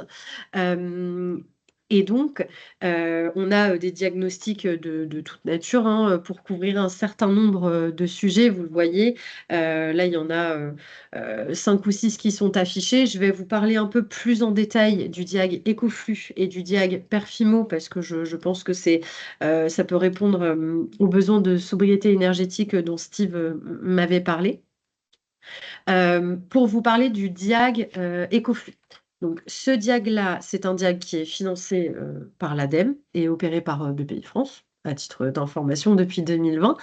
Et donc, ça, c'est l'un des premiers diagnostics qu'on a lancé avec pour objectif d'intéresser l'entreprise finalement par le biais de l'économie d'argent. En faisant une économie d'énergie, j'économise de l'argent. Donc, c'est un peu comme ça qu'on a vendu ce diag-là à la base et qui fonctionne d'ailleurs toujours très bien. C'est vraiment pour tous les secteurs d'entreprise, pour le coup, et c'est plutôt pour les entreprises qui n'ont pas encore mis d'action concrète, qui n'ont pas encore fait d'action concrète, pardon, en lien avec la transition écologique et énergétique et qui veulent voilà, un accompagnement de premier niveau. Et dans ce diag-là, on peut accompagner les entreprises pour les aider à optimiser leur consommation d'énergie, gérer leurs matières premières, leur gestion de l'eau, production des déchets, etc. Donc ça, je pense que ce diag-là, ça peut être intéressant que vous l'ayez en tête. Ce diag, il coûte entre 2 000 et 3 000 euros. Ça va dépendre de la taille de l'entreprise, de son chiffre d'affaires. Évidemment, plus l'entreprise est petite, plus il y a de subventions de notre part. Et on est sur une mission qui dure un peu moins d'1 an et demi et qui se répartit sur 6 à 10 jours. Et juste pour rappel, à la fin, vous avez la fiche produit de tous les dispositifs dont je vous parle avec beaucoup plus de détails. Je voulais aussi vous parler du diag Perfimo. J'imagine que c'est peut-être un dispositif qui vous parle. Idem, il est cofinancé par l'ADEME et en fait, le diag Perfimo, c'est l'équivalent d'un audit énergétique d'un bâtiment. L'objectif, ça va vraiment être d'aider l'entreprise à réduire sa consommation énergétique d'usage plutôt sur les bâtiments tertiaires. Donc, c'est un diag qui est réservé aux propriétaires de bâtiments. Alors, on peut imaginer qu'une entreprise, elle a plusieurs sites. On est donc sur un diagnostic par site. Et c'est le même fonctionnement que pour le diag Ecoflux. On va mettre l'entreprise en relation avec un conseiller, un consultant bureau d'études référencé par BPI France qui va l'accompagner pendant un certain nombre de jours. En tout cas, cette mission-là, elle dure en l'occurrence 3 mois. Donc, elle est un peu plus costaude, mais bon, quand on fait un audit énergétique, ça prend évidemment un peu plus de temps. Donc, l'objectif de ce diag-là, juste pour récapituler, pardon, ça va vraiment être d'auditer l'actif et définir un plan d'action de rénovation globale si c'est nécessaire, en gardant évidemment en ligne de mire les seuils du décret tertiaire de 2030 à 2050. Et peut-être juste pour conclure, je voulais vous parler de l'accélérateur décarbonation et j'ai aussi intégré l'accélérateur tourisme et loisirs comme c'est vraiment votre cible. Alors, l'accélérateur décarbonation, on est vraiment dans du climat pur et dur. C'est à destination d'entreprises qui sont très énergivores et qui ont envie de se lancer dans leur transition. Donc, un accélérateur, c'est un package en fait où on vient compiler une mission de conseil, donc avec voilà, ce fameux bureau d'études qui vient, qui va faire un diagnostic 360 de l'entreprise, des formations sur mesure également, en partenariat avec une grande école qui est spécialisée dans le domaine. En l'occurrence, aujourd'hui, on travaille avec les mines ParisTech. Et donc, l'objectif, ça va être d'aider l'entreprise à travailler sur sa propre problématique, dresser sa feuille de route en lien avec ces sujets. Et c'est un programme qui dure 2 ans. Et en fait, on va retrouver une promotion de dirigeants qui va, voilà, ils vont pouvoir créer du lien, ils vont pouvoir échanger, se voir régulièrement pendant 2 ans lors de ces temps collectifs-là. Donc, accélérateur décarbo, vraiment pour les entreprises énergivores qui veulent dresser leur feuille de route bas carbone. Et ensuite, on a l'accélérateur tourisme et loisirs, qui a un format un peu différent. Évidemment, on a un volet climat dans tous nos programmes de formation, tous nos accélérateurs de toute façon. Donc, sur cette journée-là, on va avoir une journée dédiée à la stratégie de l'entreprise. Comment est-ce que j'adapte mon business model pour avoir une démarche plus écologique. On va vraiment avoir une journée dédiée à ça, voire même 2. Et puis, en fait, on va être sur le même format conseil et journée de formation, où là, on va vraiment faire intervenir des acteurs du tourisme pour que les entreprises elles puissent rencontrer d'autres experts, d'autres entreprises du tourisme avec à la fois des journées de formation, mais des journées, ce qu'on appelle des journées filières aussi, où on va vraiment parler tourisme aux entreprises pour qu'elles puissent s'adapter au mieux. Et je crois que je vois une question dans le chat. Les DIAC BPI ne sont pas prévus pour des TPE du tourisme. Moins de 20 salariés ou TPE, VSPE, idem pour accélérateur du tourisme plus orienté PME. Alors, effectivement, Cédric, vous avez raison. En fait, ça dépend. Le DIAG Ecoflux, effectivement, il va être plus adapté déjà à des TPE. Pour le diag Perfimo et pour les accélérateurs, il est vrai que notre cœur de cible, ça va être la PME. En revanche, on ne ferme jamais les portes. C'est-à-dire que demain, une entreprise qui est volontaire, qui a envie d'intégrer un accélérateur ou qui a envie de se lancer dans un diag, on va jamais lui fermer la porte. Et en fait, ensuite, ça se joue ensuite au cas par cas. Et donc, l'entreprise, on l'invite à quand même postuler. Il y a un échange avec le chargé d'affaires et honnêtement, à partir du moment où l'entreprise, elle est saine et qu'elle est volontaire, il n'y a pas de sujet. Mais effectivement, quand on lit la documentation comme ça, c'est vrai que notre cœur de cible, ça reste la PME, mais on ne ferme pas du tout les portes aux TPE. Au contraire, on les invite à postuler et ensuite, c'est un échange individuel avec le chargé d'affaires. J'espère que ça a répondu à la question.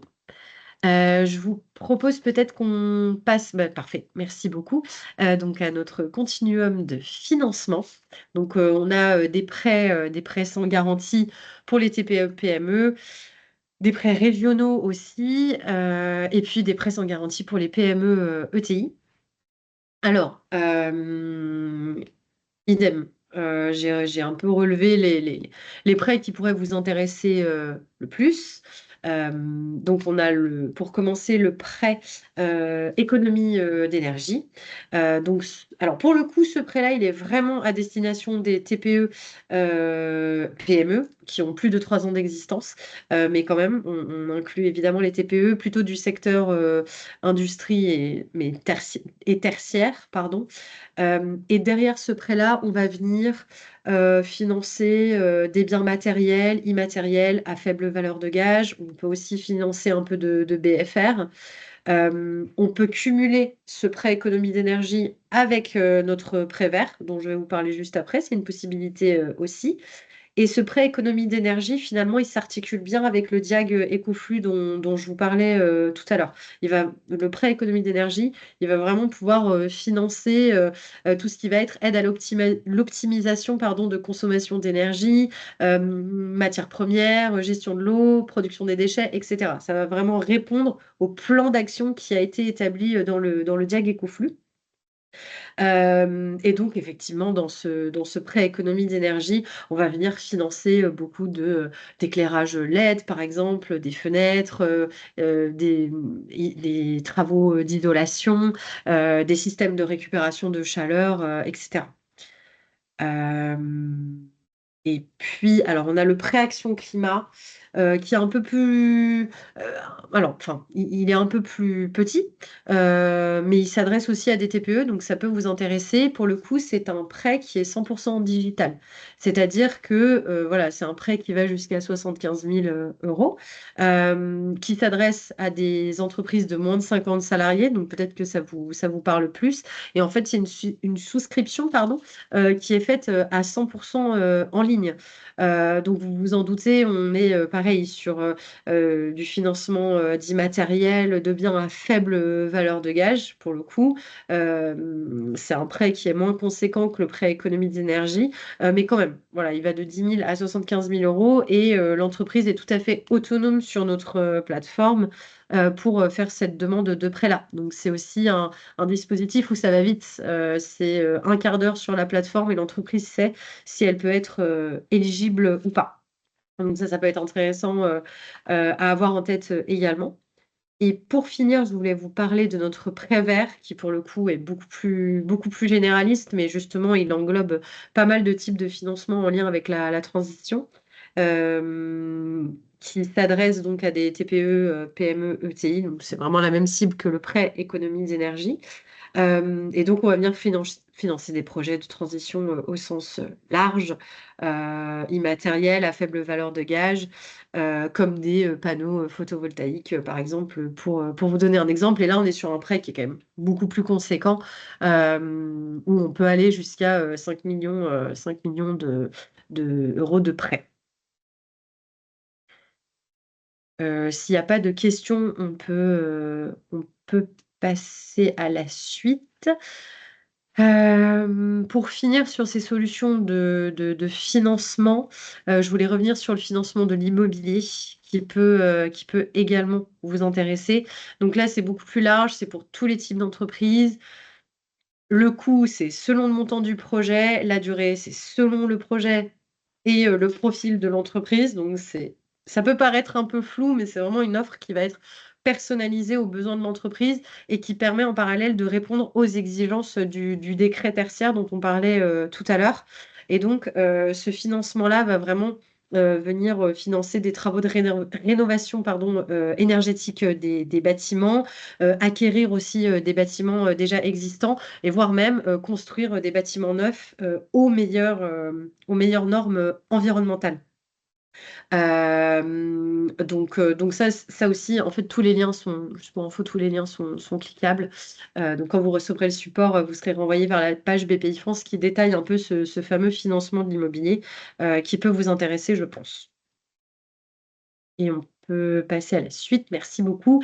Je voulais juste vous parler un peu de notre communauté du coq vert aussi. Alors pour le coup, voilà, c'est pas un label, c'est pas un dispositif de financement.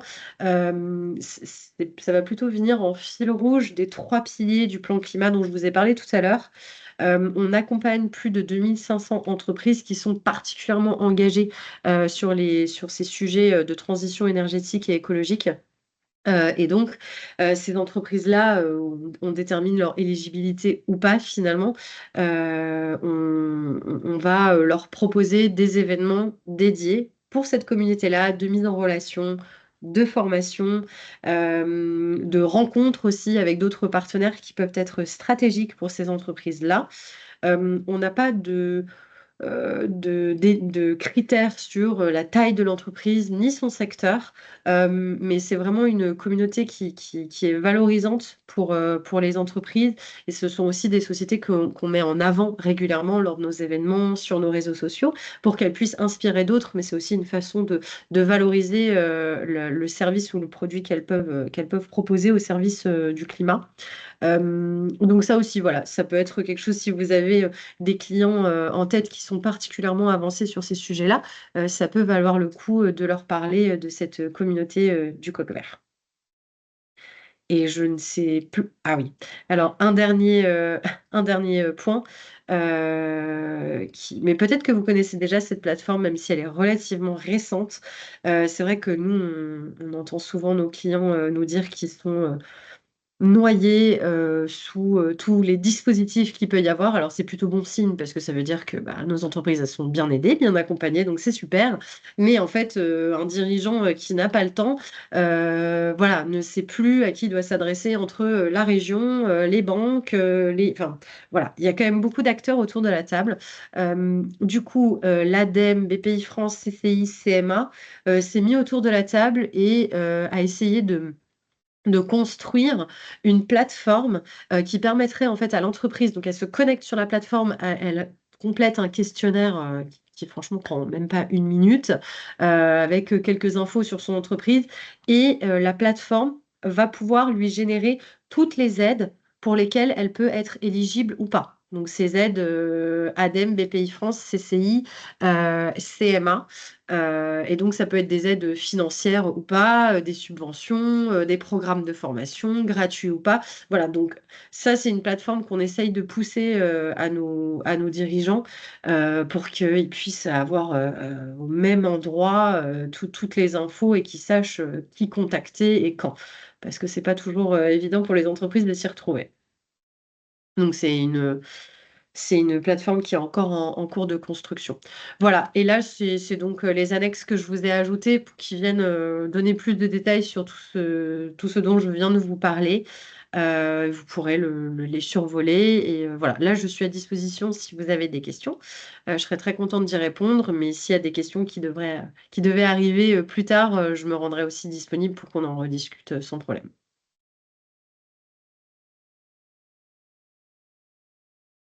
Bien, je n'en ai pas l'impression pour le moment. En tout cas, Amy, je te remercie pour cette présentation en détail, puisque effectivement, BPI nous parle à tous, mais pas aussi bien que tu peux le faire. Donc, c'était parfait. Et merci aussi pour les liens de contact que tu as pu nous laisser. Effectivement, tous les supports seront accessibles à nos conseillers. Donc, tu peux rester avec nous, bien entendu, si tu le souhaites, jusqu'à la fin. Et nous restons aussi donc à la disposition de la BPI si besoin est. N'hésite pas à nous faire un retour d'éventuels besoins. Je repasse Super, pardon, la main. un grand Pardon. merci. Merci Très à bonne toi. journée. Merci. C'est gentil. Je Merci, repasse la Émilie. main à Patricia. Pardon. Oui, alors du coup, là, je vais accélérer un petit peu, mais de toute façon, vous aurez les informations sur le PowerPoint. On a l'ADEME peut également donc apporter du financement sur des études de faisabilité, des études d'opportunité pour savoir quelles sont les bonnes questions à se poser, quelles décisions on va prendre, etc. Donc, ça aide à passer à l'action. Quelques aides aussi à l'investissement, notamment par l'intermédiaire d'Enfants Chaleur. Sur certaines régions, il y a également le dispositif boosté entreprise d'éco-énergie tertiaire. Donc, ces dispositifs, ils financent une partie d'un audit énergétique pour des établissements qui sont non assujettis au décret éco-énergie tertiaire. Donc voilà, ça peut être intéressant s'il y a un établissement qui veut faire un audit énergétique et qui est sur, alors je crois qu'il y a 4 régions en France, si je me trompe, si je ne me trompe pas, qui peuvent bénéficier de ce dispositif boosté, donc à voir. Donc je sais qu'il y a la région Auvergne-Rhône-Alpes qui porte ce dispositif. Voilà, à regarder auprès voilà, sur le site de Agir pour la transition si la région dans laquelle vous êtes porte ce dispositif éco-énergie tertiaire qui permet de financer un audit énergétique pour les plus petits établissements. Il y a également le dispositif du fonds chaleur. Alors, le fonds chaleur, en fait, c'est le fonds chaleur de l'ADEME qui va permettre de financer études et investissements sur de la production de chaleur renouvelable. Donc, j'ai bien parlé de production de chaleur renouvelable et pas de photovoltaïque. Donc, les énergies concernées sont le solaire thermique, la biomasse énergie, la géothermie, récupération de chaleur, les réseaux de chaleur. Alors, comment avoir accès à ce dispositif du fonds chaleur? Alors, par l'intermédiaire, alors pour des établissements, je dirais, de nos secteurs d'activité, donc qui ne sont pas non plus des énormes établissements, il faut en fait se retourner auprès de ces territoires ou son département. En fait, ce fonds chaleur, il est porté via des contrats de chaleur renouvelables. Ils sont portés par les territoires. Et je vous ai mis en fait le lien là-haut que vous pourrez cliquer dessus. Ce lien renvoie en fait donc au site des contrats de chaleur renouvelable. Il suffit de rentrer la commune sur laquelle est l'établissement et vous savez si vous avez un contrat de chaleur renouvelable qui est sur le territoire. Alors on a fait l'expérience tout à l'heure avec mes collègues du Calvados et donc eux, ils n'avaient pas sur leur territoire de tel contrat de chaleur renouvelable et nous, sur la Savoie, nous avons notre territoire qui est couvert par de tels contrats. Donc, c'est vraiment variable d'une région à une autre, mais lorsque donc il y a ces contrats de chaleur renouvelable, ça permet vraiment de financer donc la production de chaleur renouvelable et à des taux qui peuvent être assez importants pour les petits projets. En fait, voilà, c'est une mutualisation de grappes de petits projets que les territoires, en fait, ils vont, je dirais, mutualiser ces petits projets sur un territoire et ils vont aller déposer cette mutualisation de petits projets auprès de l'ADEME, auprès du fonds chaleur, car pour aller en direct sur ce fonds chaleur, les seuils sont beaucoup trop hauts pour pouvoir y aller en direct soi-même. Globalement, j'explique rapidement comment ce dispositif fonctionne. D'autres accompagnements.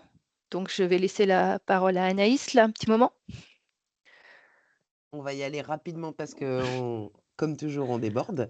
Je vais d'abord vous parler, donc maintenant, on va vous parler évidemment d'outillage, d'outils qui sont déjà à votre disposition et utilisés non pas par toutes les CCI, mais par certaines d'entre elles. Donc très rapidement, il y en a que vous connaissez déjà. Donc le premier outil dont je vais vous parler, c'est CCI Business Optimizer. Donc, c'est un outil qui a vraiment pour objectif de fournir une. Je veux bien que tu passes la slide, s'il te plaît, Oui, Patricia. pas de souci. De fournir une évaluation moyenne d'économie de fluide, en fait. C'est-à-dire que vous avez, en fonction si vous avez un hôtel ou un restaurant, vous avez juste à indiquer le nombre de couverts que vous faites à l'année ou le nombre de nuitées que vous faites à l'année. Et en fait, il y a des données qui proviennent de plus de 500 hôtels et 70 restaurants analysés. Et en fait, on va vous donner une moyenne d'où est-ce que vous vous situez par rapport à un contexte un peu plus national. On va vous donner des informations sur l'évolution du coût et des actions à mettre en place. Alors attention, les actions, on valide à 100%. Les données, les chiffres sont à prendre avec modération puisque c'est des données qui sont récoltées depuis 2011 qui évoluent très très vite. Donc sur la crédibilité des données voilà, chiffrées, il faut être assez mesuré, mais en tout cas, ça va vous donner des pistes d'action poste par poste. Donc, par exemple, on va rentrer dans l'univers cuisine et là, on va nous montrer les fours, les hôtes, les produits, etc. Et on va nous montrer tout ce que je vais pouvoir mettre en place rapidement sur ce module, par exemple, cuisine. Un deuxième outil, le Flash Diag Énergie. Donc ça, c'est un outil qui a été créé également par les CCI, qui a été créé en 2016 par les Pays de la Loire. C'est environ 150 diagnostics par an qui sont réalisés. Et aujourd'hui, c'est un outil qui est mis à disposition au niveau national. Donc, puisque beaucoup de CCI régionales ou quoi que ce soit le proposent également. Et d'ailleurs, quand je tape Flash Diag Énergie, la première chose qu'on me demande finalement, c'est ma région. Donc le Flash Diag Énergie, en fait, c'est un autodiagnostic en ligne qui, avec une dizaine de questions vraiment très ciblées sur les consommations, les mesures, le suivi, l'entretien des équipements, c'est vraiment des questions assez basiques. on va tout de suite me donner une réponse où je vais recevoir déjà, comme vous pouvez le voir, en répondant, mon niveau à moi était de 21 sur 100, donc j'étais vraiment un novice. J'ai fait exprès évidemment, mais le but c'est de vous donner un peu, une note. Où est-ce que vous vous situez déjà, dans le nombre d'actions que vous pouvez mettre en place? Et en fait, automatiquement, je reçois un PDF qui est personnalisé pour moi et qui va me donner déjà un certain nombre d'actions à mettre en place. Donc cet outil, ce Flash Diag Énergie, en fait, c'est surtout l'apéritif d'une visite conseil énergie. Parce que souvent, finalement, lorsqu'une entreprise fait le Flash Diag Énergie en ligne, le référent régional reçoit une notification comme quoi il a fait un Flash Diag Énergie, et le but est vraiment d'entrer en contact avec cette entreprise pour aller plus loin, soit pour lui présenter les résultats, soit surtout en allant plus loin avec une visite conseil énergie. Et je fais le lien avec la visite énergie que Patricia va nous présenter. Alors très rapidement, la visite énergie, donc elle est portée par vos conseillers DD ou conseillers environnement de la Chambre de commerce. Alors cette visite énergie, en fait, elle est donc faite par un conseiller CCI. Le conseiller CCI se déplace dans l'établissement, fait le tour de l'établissement. Voilà, on regarde un petit peu le fonctionnement de l'établissement, comment il consomme, ce qu'il consomme, ses différentes factures. On analyse les factures d'énergie pour regarder si c'est bien optimisé, etc. Voilà, une fois qu'on a fait la visite dans l'établissement, du coup, on va rédiger un rapport sur lequel on va faire une proposition de plan d'action qu'on va de nouveau représenter à l'établissement. Et on reste bien sûr à l'écoute de l'entreprise, de l'établissement tout au long, voilà, s'il veut mettre pour l'aider à mettre en œuvre son plan d'action. Ces visites à énergie, je vous ai mis quelques graphes qu'on peut retrouver dans des visites énergie. Alors, suivant les CCI, les soit gratuits, soit payants, ça dépend vraiment la région et la chambre de commerce. Il est ouvert à tout type d'entreprise et donc c'est vraiment un accompagnement CCI. Donc, j'accélère. Je vais continuer sur une autre plateforme qui s'appelle Baisse les watts, donc c'est une plateforme pour les TPE, pardon. Et du coup, les CHR. Donc cette plateforme, elle est très intéressante parce que, comme toutes les plateformes d'économie d'énergie, donc elle va, c'est pareil, vous proposer des actions à mettre en œuvre pour économiser l'énergie des établissements sur tous les secteurs, la cuisson, le froid, le chauffage, etc. C'est la même chose. Il y a un nombre d'actions, je ne sais plus combien il y a d'actions répertoriées, mais un nombre d'actions assez important répertorié. On peut avoir son carnet de bord, l'entreprise peut avoir son carnet de bord, donc elle peut rentrer ses consommations, elle peut suivre l'évolution de ses consommations. C'est une plateforme qui est assez ergonomique. Ce qui est intéressant sur cette plateforme, c'est qu'il y a aussi des formations e-learning, donc de 10-20 minutes, qui vous expliquent ce que vous allez retrouver, par exemple, sur une facture d'énergie, quelles sont les différentes composantes d'une facture d'énergie, etc. C'est assez bien fait. Et c'est un peu comme CCI Optimizer, il faut faire, les actions sont vraiment des actions à mettre en place, mais il faut faire attention, il faut être très précautionneux sur les chiffrages des actions et des gains, qui peuvent être parfois surestimés. Mais voilà, c'est aussi une plateforme assez intéressante. Vous pouvez envoyer les entreprises sur cette plateforme, elles trouveront de quoi faire, notamment juste sur les petites formations en ligne qui sont assez intéressantes. Je passe la main à Steve pour terminer. Oui, merci Patricia, pardon. Donc pour aller au bout de la démarche de ce qu'on vous a présenté aujourd'hui, vous avez entendu parler à plusieurs reprises d'audit énergétique. Donc nous allons essayer d'appréhender un petit peu le parcours d'un audit énergétique en entreprise, donc un audit énergétique des bâtiments tertiaires.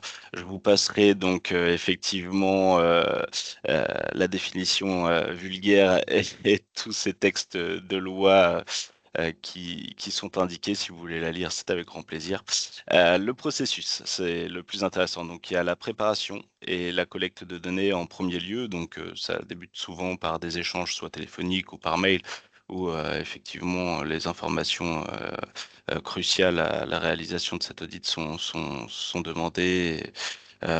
Type effectivement tout ce qui va concerner le bâtiment, donc les factures aussi, l'état du bâtiment actuel, et savoir ce qui va pouvoir être mis en place ou non. Il y a une visite technique qui va suivre, donc la plus approfondie, effectivement, avec les informations qui ont déjà été centralisées. Donc là, on pourra parler d'une inspection minutieuse, hein, avec des experts en la matière, donc qui iront bien plus loin dans tous ces aspects techniques qui sont éloignés de ce que l'on peut effectivement connaître nous en tant que conseiller aujourd'hui. Et donc ce cabinet d'audit, lui, va modéliser et créer, enfin voilà, à travers certainement des logiciels qu'ils ont, des maquettes thermiques et énergétiques du bâtiment, des modélisations. Enfin voilà, ils vont aller beaucoup plus loin dans les scénarios potentiels et donc après les analyser, les restituer. Donc là, voilà, on va pouvoir voir un petit peu de quoi il en retourne. Donc le rapport d'étude détaillé. Donc là, on va avoir des résultats qui sont réglementaires, hein, comme l'indiquait Patricia tout à l'heure. Beaucoup de réglementations sont déjà en place. Certainement, beaucoup seront à venir. Donc je pense qu'on aura aussi affaire à ce genre d'audit de plus en plus, et donc c'est important aussi, nous verrons pourquoi. Donc les résultats réglementaires, effectivement, on va parler de CEP, CEF et beaucoup d'autres acronymes, dont je ne vous détaillerai pas non plus, les appellations puisque, pour être très honnête avec vous, je ne les comprends pas tous. Les estimations économiques détaillées, donc c'est pareil, hein, on va parler donc, de chiffres et autres, d'efficience, qui vont pas forcément nous intéresser. Nous, ce qui pourra être, intéressant pour nous dans ces analyses, c'est plutôt les économies annuelles, les investissements à réaliser. Voilà. Donc, pour ce faire, effectivement, il y a des réunions de restitution, hein, en deuxième phase, qui ont lieu avec ces experts pour vulgariser tout ça justement. Donc, elles permettent une compréhension complète des résultats. Donc là, pour l'exemple, hein, j'ai pris quelques petites choses. Donc on va avoir, dans un compte rendu d'audit, la révision du système d'éclairage. On pourra, nous, voir dans l'analyse financière, l'économie annuelle réalisée de 36 €, et que la rentabilité se fait sur 3,7 années. Voilà. On pourra prendre pour la distribution d'eau chaude, sanitaire, par exemple, l'économie annuelle de 90 € environ pour une rentabilité sur, quelques mois, avec des coûts de travaux, assez, bas finalement, donc à considérer. Et en dessous, vous avez donc comme je vous l'indiquais, la restitution comporte plusieurs scénarios puisque les cabinets d'audit, dressent des scénarios en fonction aussi, des priorités. Donc comme, a pu me l'expliquer Patricia, on parle d'abord d'isolation, enfin il y a tout un processus, de priorité, qui sont propres à ces experts techniques. Donc voilà, les scénarios sont en général, dans l'ordre, des priorités et des prix, d'investissement et on aura aussi, dans ces scénarios donc la rentabilité sur un certain nombre d'années, les coûts des travaux, ça c'est des données qui peuvent nous paraître un peu plus accessibles à nous. Pour une idée de prix aussi à indiquer, donc à nos ressortissants, moi pour le cabinet que j'ai contacté, on va prendre l'exemple d'un établissement, un hôtel-restaurant donc de 1000 m², hein, qui pourrait correspondre au décret tertiaire, d'une trentaine de chambres, 45 couverts dans des bâtiments, classés, donc assez anciens. Il faudra compter environ 6 000 € pour un audit qui prend, 30 jours en termes de temps homme, avec, entre 5 et 10, scénarios, potentiels. Voilà.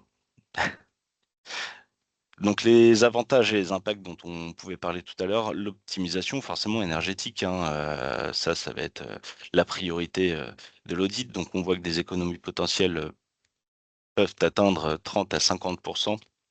Donc là, c'est pareil, je n'ai pas les tenants, les aboutissants. C'est pour en avoir parlé avec Patricia, vraiment, aléatoire d'un bâtiment à l'autre et d'un investissement à l'autre. Donc il y a la rentabilité économique qui va de pair, hein, comme l'indiquait, tout à l'heure, Amy. Effectivement, on peut aussi, induire les gens à se lancer dans ces démarches, grâce à la rentabilité économique, les conformités réglementaires, n'en parlons plus, on l'a déjà assez fait, on verra de quoi l'avenir enfin, ce qui nous attend à l'avenir. Et donc la durabilité et confort client, ça c'est quelque chose, c'est une notion qu'on peut plus facilement nous prendre en considération, puisqu'effectivement on peut analyser que l'efficience en général énergétique est enfin c'est un synonyme de qualité, hein. On va parler de confort thermique, la qualité de l'air intérieur, enfin voilà. Donc c'est des choses à prendre en considération aussi pour que enfin effectivement, pour que tout aille bien dans l'entreprise, donc pour l'avenir de celle-ci. Voilà, en gros, pour l'audit énergétique. On a fait comme d'habitude tout un espace ressources, donc des ressources qui sont cliquables indirectement avec tout ce que vous avez pu voir lors du webinaire. Donc, on va parler de ressources d'accompagnement, tout d'abord de l'ADEME, enfin, on a vu toutes les solutions CCI. Une fois n'est pas coutume, on vous a remis les fiches pratiques de l'ADEME, hein, donc concernant les hébergeurs touristiques, les restaurants commerciaux. Voilà, avec les onglets qui nous intéressent par rapport à la thématique abordée aujourd'hui. Donc ensuite, on va avoir les ressources BPI France. Donc vous pourrez effectivement regarder les slides qui étaient précédentes et directement venir cliquer aussi sur ce que Amy a pu nous dire. Et les aides au financement. Donc les plateformes Solutio Financement CCI, hein, avec les aides.fr, donc qui recense plus de 1500 aides. Le booster entreprise de l'ADEME. Donc attention, toutes les régions ne sont pas éligibles, mais ça peut être très intéressant pour les audits énergétiques. Et donc la plateforme Mission Transition écologique dont Amy nous a parlé aussi, qui est assez nouvelle et qui recense beaucoup d'informations. N'hésitez pas, ne vous en privez pas. Elles seront donc disponibles sur l'espace MaCCI, toujours. Voilà, moi je pense avoir fait le tour. Je vais laisser le mot de la fin à Anaïs pour conclure. Je vous remercie en tout cas tous et je remercie mes deux collègues Patricia et Anaïs pour ce webinaire. Merci Steve, merci Patricia, merci aux 36 qui sont encore avec nous, puisque comme d'habitude on déborde et on essaie de pas le faire, mais malheureusement on est trop parti dans nos sujets. Merci à tous d'avoir été là. C'était le dernier atelier thématique de notre convention ADEME 2023-2024. On va vous donner un dernier rendez-vous pour cette convention le 10 décembre. Donc là, vous allez recevoir l'invitation d'ici quelques jours, d'ici la fin de la semaine, avec le support de l'atelier d'aujourd'hui. Ce prochain rendez-vous du 10 décembre, il aura un premier objectif, ce sera de vous présenter des fiches thématiques sur lesquelles on a travaillé avec les liens, des exemples concrets, des outils, etc. par thématique. Donc l'eau, les mobilités, les achats responsables, la gestion de l'énergie, tous les sujets que l'on a couverts. Et ce 10 décembre, ce sera aussi l'occasion pour Steve de nous présenter un atelier, et on le remercie, un outil que Steve a créé et qui permet en quelques minutes avec le chef d'entreprise de dégager 60 pistes d'action à court terme pour lequel le tarif maximum de ces actions est de 10 €. Donc, pour le coup, à court terme et quasi gratuite. Donc ça, c'est le premier volet de cet outil. Dans le reste de la convention, donc une nouvelle convention est signée pour 2025-2026. On vous remercie d'avoir répondu en grand nombre aux sujets qui vous intéressaient, sur lesquels vous étiez en attente d'éléments. Donc, on vous présentera ces sujets également et on vous présentera également l'organisation de cette convention 2025-2026. Un grand merci à nos intervenants. Spéciale dédicace à Alexia en Martinique, parce que vous savez qu'en Martinique, il est tôt, et qui s'associent toujours à nous. Donc merci d'être là. Je sais que Touto est là aussi de la Guadeloupe, donc merci beaucoup. Et on reste à votre disposition. Passez une bonne fin de journée et à très vite. Merci à tous. Merci beaucoup, à bientôt. Merci beaucoup, Merci. à bientôt. Merci, au revoir, à bientôt. Au revoir.